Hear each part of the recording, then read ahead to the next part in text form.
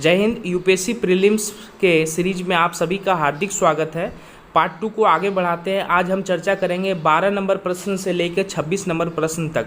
तो आइए इसका चर्चा करते हैं। पहला प्रश्न जो आपका निकल के सामने आया है, ये बात कर रहा है कि भारत के संविधान का कौन सा भाग कल्याणकारी राज्य के आदर्श की घोषणा करता है। कल्याणकारी राज्य के आदर्श की घोषणा राज्य के नीति के निर्देशक तत्व करते हैं। राज्य के नीति के निर्देशक तत्व कल्याणकारी राज्य की घोषणा करता है। चलिए नेक्स्ट क्वेश्चन की तरफ हम बढ़ते हैं। ये क्वेश्चन में पूछ रहा है, ये प्रश्न में पूछ रहा है कि दो कथन दिया हुआ है, इसमें कौन सा कथन जो है सत्य है। पहला कथन है भारत का संविधान अपने मूल ढांचे को संघवाद, पंथनिरपेक्षता, मूल अधिकारों तथा लोकतंत्र के रूप में परिभाषित करता है। ये पूर्णतः सही नहीं है, पार्शियली सही है। ठीक है, नेक्स्ट हम पॉइंट की तरफ बढ़ते हैं। दूसरा पॉइंट कह रहा है कि भारत का संविधान नागरिकों की स्वतंत्रता तथा उन आदर्शों जिन पर संविधान आधारित है की सुरक्षा हेतु न्यायिक पुनर्वलोकन की व्यवस्था करता है। ये बिल्कुल सही है। तो इसका आंसर अगर आप 13 का देखते हैं तो 13 का आंसर हो जाएगा बी नंबर, आंसर इसका हो जाएगा। 13 नंबर का आंसर है बी। चलिए 13 हो गया। नेक्स्ट प्रश्न की तरफ हम बढ़ते हैं। प्रश्न है 14वां प्रश्न की तरफ हम बढ़ते हैं। 14वां प्रश्न क्या कहता है? 14वां प्रश्न कह रहा है कि गांधीवाद और मार्क्सवाद के बीच एक समान सहमति पाई जाती है। गांधीवाद और मार्क्सवाद के बीच एक समान सहमति पाई जाती है। यह निम्नलिखित में से कौन सी है? कौन सी यह चीज़ है जो दोनों में समान है? तो समान क्या है? एक अंतिम लक्ष्य के रूप में राज्य विहीन समाज एक अंतिम लक्ष्य होना चाहिए। उसके रूप में गांधीवाद और मार्क्सवाद दोनों के बीच एक तरह का समानता है। तो इसका आंसर हो जाता है ए नंबर। नेक्स्ट प्रश्न की तरफ हम बढ़ते हैं। प्रश्न कह रहा है 15वां नंबर क्या कह रहा है? 15वां नंबर कह रहा है कि भारत के संदर्भ में नौकरशाही का निम्नलिखित में से कौन सा उपयुक्त चरित्र चित्रण है। तो नौकरशाही के रूप में अगर हम देखते हैं तो इसका प्रश्न का आंसर है लोक नीति को कार्यान्वित करने वाला अभिकरण। यानी लोक नीति जो है उनको कार्यान्वित करने वाला अभिकरण है। यह एक तरफ से भारत में नौकरशाही का निम्नलिखित में से उपयुक्त चरित्र चित्रण करता है। यानी लोक नीति को कार्यान्वित करने वाले अभिकरण चरित्र चित्रण करता है। अगले प्रश्न की तरफ हम बढ़ते हैं। प्रश्न संख्या है 16 नंबर।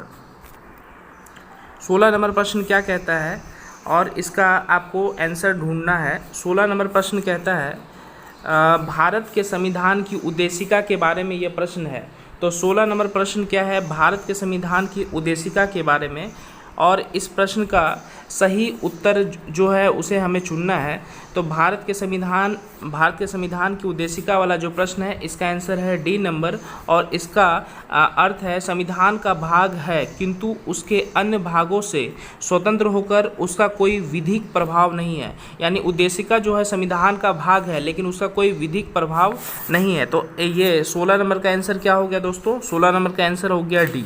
नेक्स्ट प्रश्न की तरफ हम चलते हैं। अगला प्रश्न हमारा जो आ रहा है 17 नंबर प्रश्न है, उसके बारे में हम चर्चा करते हैं। ठीक है, 17वां नंबर प्रश्न जो है वो स्वर्ण ट्रांस यानी रिजर्व ट्रांस निर्दिष्ट करता है। इससे जुड़ा हुआ प्रश्न है। तो स्वर्ण ट्रांस या रिजर्व ट्रांस क्या है? तो IMF द्वारा, IMF का फुल फॉर्म होता है इंटरनेशनल मॉनेटरी फंड द्वारा इसके सदस्यों को प्रदत्त एक साख प्रणाली है। IMF जो है IMF और इसके सदस्य को एक साख मिलता है, एक साख प्रदत्त करता है। वो स्वर्ण ट्रांस है, रिजर्व ट्रांस को निर्दिष्ट करता है। तो स्वर्ण ट्रांस किससे जुड़ा हुआ है? IMF से जुड़ा हुआ है। IMF के बारे में आप जाके पढ़ लें कि इनका अभी वर्तमान में कौन इनके अध्यक्ष हैं वगैरह, वो थोड़ा अपडेट करंट के पॉइंट ऑफ व्यू से होना चाहिए। चलिए अगला प्रश्न की तरफ हम चलते हैं। प्रश्न संख्या 18 है। प्रश्न संख्या 18 में कह रहा है कि भारत के संविधान के भाग 4 में अंतर्विशिष्ट प्रावधानों के संदर्भ में निम्नलिखित कथनों में से कौन से सही हैं? ये कथन दिए हुए हैं, इसमें आपको सही कथन को ढूंढना है और अपना आंसर बनाना है। तो पहला कह रहा है कि वे न्यायालय में द्वारा अपरिवर्तनीय होंगे। न्यायालय में संविधान के भाग 4 में क्या है? भाग 4 में राज्य के नीति निर्देशक तत्व है। तो संविधान वे न्यायालय में परिवर्तनीय होंगे, ये सही जवाब नहीं है। आपको इसमें सही ढूंढना है। तो ये क्वेश्चन संख्या 18 है। अब दूसरे सेंटेंस की तरफ चलते हुए, किसी भी न्यायालय द्वारा परिवर्तनीय नहीं होंगे। जब ये गलत है तो दूसरा सही होगा। तीसरा है इस भाग में अधिकथित सिद्धांत राज्य के द्वारा कानून बनाने को प्रभावित करेंगे। ये बिल्कुल सही है, यानी 2 और 3 सही है। तो 18 का ऑप्शन देखिए जिसमें 2 और 3 सही हो तो इसका आंसर हो जाता है डी। तो 18 का आंसर क्या हो जाता है दोस्तों? डी। 18 नंबर प्रश्न का आंसर क्या हो गया? डी नंबर इसका आंसर हो गया, यानी 2 और 3 सही है और 1 जो है वो गलत है। चलिए 18 प्रश्न खत्म इस तरह से होता है। हम प्रश्न की तरफ चलते हैं। अगले प्रश्न है 19 नंबर प्रश्न। अगला प्रश्न कहता है, अगला प्रश्न जो कहता है उस पर हम चर्चा करते हैं, ठीक है। अगला प्रश्न कह रहा है कि निम्नलिखित कथनों पर विचार कीजिए। आपको कथन दिया गया है उस पर विचार करना है और विचार करके आपको उपरोक्त कथन में से कौन से सही है उसके बारे में चर्चा करना है। तो देखिए ये 2 कथन हैं, बस आपको ये फाइंड करना रहता है कि क्या ये सही है या गलत है। तो पहला चलते हैं कि भारत के संविधान के अनुसार कोई भी ऐसा व्यक्ति जो मतदान के लिए योग्य है किसी राज्य में 6 माह के लिए मंत्री बनाया जा सकता है, तब भी जब वो उस राज्य के विधानमंडल का सदस्य नहीं है। बिल्कुल गलत जवाब है। इसका भी उम्र सीमा है, उम्र के बारे में भी चर्चा नहीं किया गया है, ठीक है। तो ये गलत है। ऐसा नहीं कि आप 18 साल के हो गए और आपको मिनिस्टर बना दिया जाएगा, ऐसा भी नहीं है। आप कॉन्स्टिट्यूशन पर थोड़ा पढ़िएगा ये सब प्रश्नों का आंसर करने के बाद। दूसरा प्रश्न है लोक प्रतिनिधित्व अधिनियम 1951 के अनुसार कोई भी ऐसा व्यक्ति जो दंडिक अपराध के अंतर्गत दोषी पाया गया है और जिसे 5 वर्ष के लिए कारावास का दंड दिया गया है, चुनाव लड़ने के लिए अस्थायी तौर पर निहर्त हो चुका है, भले ही वो कारावास से मुक्त हो चुका हो। ये भी बिल्कुल गलत है, ऐसा कुछ नहीं है।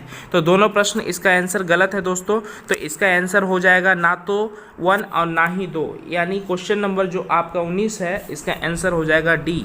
डी का अर्थ है ना तो 1 ना तो 2। ये प्रश्न इस तरह से पूर्ण होता है। अगले प्रश्न की तरफ हम चलते हैं। अगला प्रश्न कहता है, प्रश्न संख्या 20 है, 20 के बारे में हम चर्चा करेंगे।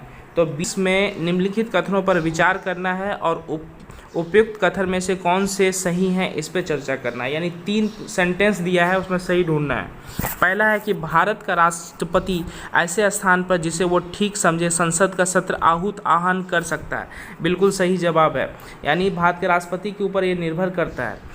पहला ये इसका 20 का सही है। दूसरा हम चलते हैं, भारत का संविधान 1 वर्ष में संसद के 3 सत्रों का प्रावधान करता है किंतु सभी 3 सत्रों का चलाया जाना अनिवार्य नहीं है। ये एक बिल्कुल गलत जवाब है।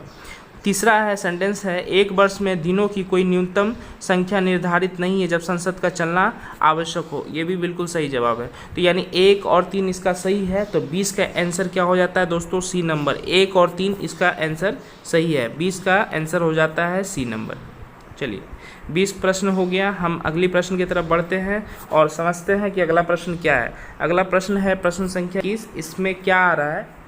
प्रश्न संख्या 21 कह रहा है कि भारत के इतिहास के संदर्भ में निम्नलिखित युग्मों पर विचार करना है। युग्म दिए गए हैं उन पे विचार करना है। तो इस तरह से आपको औरंग है राजकोष का प्रभारी, बेनियान है ईस्ट इंडिया कंपनी का भारतीय एजेंट और मिरासीदार है राज्य का नामित राजस्व दाता। कह रहा है कि उपयुक्त युग्मों में से कौन से सही सम्मिलित है। तो इसका आप देख लीजिए कि कौन सा सही है। तो इसमें पहला जो है औरंग राजकोष का प्रभारी, ये बिल्कुल गलत है। बेनियान ये सही है। ईस्ट इंडिया कंपनी का भारतीय एजेंट को बेनियान कहा जाता था। मिरासीदार राज्य का नामित राजस्व दाता, मिरासीदार ये भी सही है। तो इसका आंसर इस तरह से बी हो जाता है। 21 का आंसर क्या है दोस्तों? बी नंबर, यानी 2 और 3 इसका सही है। 21 खत्म हो गया। अगले प्रश्न की तरफ हम बढ़ते हैं। अगला प्रश्न है 22 नंबर और 22 नंबर प्रश्न क्या कहता है इसके बारे में हम चर्चा करते हैं। 22 नंबर प्रश्न को थोड़ा सा देख लीजिए। 22 नंबर प्रश्न कह रहा है कि भारत के धार्मिक इतिहास के संदर्भ में निम्नलिखित कथनों पर विचार करना है। धार्मिक इतिहास के संबंध में निम्नलिखित कथनों पर विचार करना है और उसमें से सही को आपको चुनाव करना है। 22 नंबर प्रश्न का हम चर्चा कर रहे हैं, तो इसके बारे में देख लेते हैं। तो सबसे पहला है अस्थाविरवादी महायान बौद्ध धर्म से समृद्ध हैं, ऐसा कोई जिक्र नहीं है। ठीक है, तो ये प्रश्न का आंसर गलत है। हम प्रश्न का चर्चा किस प्रश्न का कर रहे हैं दोस्तों? 22 नंबर प्रश्न का हम चर्चा कर रहे हैं, जिसका पहला सेंटेंस गलत है। अस्थाविरवादी महायान बौद्ध धर्म से समृद्ध है, ये गलत है। दूसरा हम चलते हैं, लोकोत्तरवादी संप्रदाय बौद्ध धर्म के महासंघिक संप्रदाय की एक शाखा थी, एकदम सही जवाब है। लोकोत्तरवादी संप्रदाय जो है बौद्ध धर्म के महासंघिक संप्रदाय की एक शाखा थी। तीसरा इसका सेंटेंस की तरफ चलते हैं, 22 नंबर क्वेश्चन का। महासंघिक द्वारा बुद्ध के देवतावरोपण ने महायान बौद्ध धर्म को प्रोत्साहित किया है, ये भी सही है। महासंघिक द्वारा बौद्ध के देवतावरोपण ने महायान बौद्ध धर्म को प्रोत्साहित किया है, यानी 2 और 3 22 नंबर प्रश्न के आंसर हैं। इस तरह से इसका ऑप्शन हम देख लेंगे, ऑप्शन नंबर बी इसका सही हो जाएगा। बी में क्या है? 2 और 3, तो 22 के आंसर हो गए हैं बी, 2 और 3। 2 और 3 कौन थे? ये और ये। लोकोत्तरवादी संप्रदाय बौद्ध धर्म के महासंघिक संप्रदाय की एक शाखा थी। महासंघिकों द्वारा बुद्ध के देवतारोपण ने महायान बौद्ध धर्म को प्रोत्साहित किया है, तो ये सारा इसका आंसर हो जाता है। 22 हो गया। अगले प्रश्न की तरफ हम 23 की तरफ बढ़ते हैं और देखते हैं कि कौन सा प्रश्न निकल के सामने आता है। चलिए, 23 नंबर प्रश्न कह रहा है 23 नंबर प्रश्न कर रहा है, निम्नलिखित में से कौन सा कथन औद्योगिक क्रांति के द्वारा 19वीं शताब्दी के पूर्वार्ध में भारत पे पड़े प्रभाव का सही व्याख्या करता है? भारत पे पड़े जो प्रभाव है औद्योगिक क्रांति के फलस्वरूप, उसका सही तरीके से व्याख्या करने के लिए कौन सा ऑप्शन इसका सही होगा? क्वेश्चन नंबर 23 का। तो इसमें भारतीय दस्तकारी उद्योग नष्ट हो गए थे, ये बिल्कुल सही है, क्योंकि भारतीय दस्तकारी इसके पहले काफ़ी चरम पे थे और ये धीरे धीरे समाप्त हो गए। भारतीय दस्तकारी उद्योग बिल्कुल ही समाप्त हो गए। 23 नंबर का आंसर है 19वीं शताब्दी के पूर्वार्ध में भारत पे पड़े औद्योगिक क्रांति का ये सबसे बड़ा प्रभाव है, यानी भारत का उद्योग नष्ट हो गया, दस्तकारी उद्योग। 23 नंबर प्रश्न खत्म हो गया दोस्तों। हम बात करते हैं 24 नंबर पे। 24 नंबर प्रश्न महत्वपूर्ण हो जाता है। इसमें एक कूट दिया हुआ है और आपको इसका सही क्रम निर्धारित करना है और उपयुक्त घटनाओं का प्राचीन काल से आरंभ कर सही कालानुक्रम करना है, यानी प्राचीन काल में सबसे पहले क्या हुआ, उसके बाद क्या हुआ, उस पर चर्चा करनी है। क्वेश्चन नंबर 24 की हम चर्चा कर रहे हैं। तो देखिए, 4 ऑप्शन दिया है। राजा भोज के अधीन प्रतिहारों का उदय महेंद्र वर्मन के बारे में है, परांतक के बारे में है, गोपाल के बारे में है। तो ये 4 घटनाएं हैं। इसमें देखिए, सबसे पहले हम बात कर लेते हैं। तो इन चारों में जो सबसे पहले जो इतिहास में है वो महेंद्र वर्मन का जिक्र है। तो महेंद्र वर्मन प्रथम के अधीन पल्लव सत्ता की स्थापना हुई, यानी सबसे पहले पल्लव आए। सबसे पहले कौन आए? पल्लव आए। उसके बाद पल्लव के बाद कौन आए? पल्लव के बाद आए गोपाल आए। पल्लव के बाद पल्लव आए, फिर गोपाल आए। पल्लव, उसके बाद गोपाल आए, और उसके बाद कौन आए दोस्तों? प्रतिहार आए। उसके बाद प्रतिहार आए और सबसे लास्ट में चोल आए। सबसे लास्ट में कौन आए? चोल आए। तो पहला आपका हो गया पल्लव, दूसरा हो गया गोपाल यानी पाल राजवंश, तीसरा हो गया प्रतिहार और चौथा हो गया चोल। तो इसका सही कालक्रम अगर हम चलेंगे तो पल्लव, पाल, पल्लव के बाद पाल, पाल के बाद प्रतिहार, प्रतिहार के बाद चोल, चोल सबसे आखिरी में आए। ठीक है, तो इसका क्रम आप देखेंगे तो इसका ऑप्शन जो हो जाएगा 24 का आंसर हो जाएगा, 24 का आंसर सी हो जाएगा। 24 का आंसर दोस्तों क्या हो जाएगा? सी हो जाएगा। इसका आंसर 24 का सी हो जाएगा। अगले प्रश्न की तरफ चलते हैं। 25 नंबर प्रश्न। 25वां प्रश्न क्या कहता है? 25वां प्रश्न कह रहा है कि निम्नलिखित में से कौन सा उपवाक्य उत्तर हर्षकालीन स्रोतों में प्राय उल्लिखित हुंडी के रूप में परिभाषित करते हैं? यानी हुंडी किसके बारे में है? तो हुंडी एक तरह से विनिमय पत्र है। हुंडी क्या है? विनिमय पत्र है। विनिमय पत्र को हुंडी कहा जाता है। 25 का क्वेश्चन समाप्त हो गया। अगले प्रश्न की तरफ हम चलेंगे। 26 नंबर जो प्रश्न है उस पर हम चर्चा करेंगे। 26 नंबर प्रश्न। ये क्या है, एक तरह से सेंटेंस वाली प्रश्न है। यूपीएससी में इस टाइप का ही प्रश्न ज़्यादातर आपको मिलेगा कि सेंटेंस दिया हुआ है, उसमें सही और गलत का निदान करना है और आंसर को निकालना है। तो आपको कह रहा है कि उपयुक्त में से कौन से कथन सही है। बस आपको ये ध्यान रखना है कि वो कभी कभी गलत के बारे में भी पूछ देते हैं, उस पर ध्यान रखने की आवश्यकता है, ठीक है। तो चलिए, ये जो प्रश्न है 26 नंबर, इसमें कौन कौन से कथन सत्य है। तो ये बात हो रही है स्वतंत्रता संग्राम के समय लिखी गई सखाराम गणेश देवस्कर की पुस्तक। सखाराम गणेश देवस्कर ने देशेर कथा के संदर्भ में निम्नलिखित कथनों पर विचार कीजिए। कथन पे विचार करना है। पहला कथन क्या कह रहा है? पहला कथन कह रहा है कि इस पुस्तक ने औपनिवेशिक राज्य द्वारा मस्तिष्क की सम्मोहक विजय के विरुद्ध में चेतावनी दी थी। ये बिल्कुल सही बात है, क्योंकि स्वतंत्रता संग्राम के समय जो भी पुस्तकें थी उसका यही मौलिक उद्देश्य हुआ करता था। दूसरा हम चलते हैं, इस पुस्तक ने स्वदेशी नुक्कड़ नाटकों तथा लोकगीतों को प्रेरित किया था। ये भी बिल्कुल सही है दोस्तों। और तीसरा है, देवस्कर द्वारा देश शब्द का प्रयोग बंगाल क्षेत्र के विशिष्ट जो संदर्भ में किया गया था, ये भी बिल्कुल ही सही है। यानी उपयुक्त कथन में से सही चुनना था। ये दोनों ही कथन जो हैं वो बिल्कुल ही सही हैं। तो इस तरह से 26 का आंसर क्या हो जाता है दोस्तों? 26 का आंसर जो हो जाता है डी हो जाता है।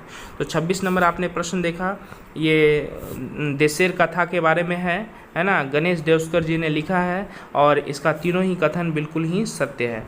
तो इस तरह से हमारा 26 तक हमारा प्रश्न कंप्लीट हो चुका है। आगे फिर मिलते हैं अगले कड़ी में। आप चैनल को लाइक, शेयर और सब्सक्राइब करना ना भूलें और अच्छे से रहें। जय हिंद।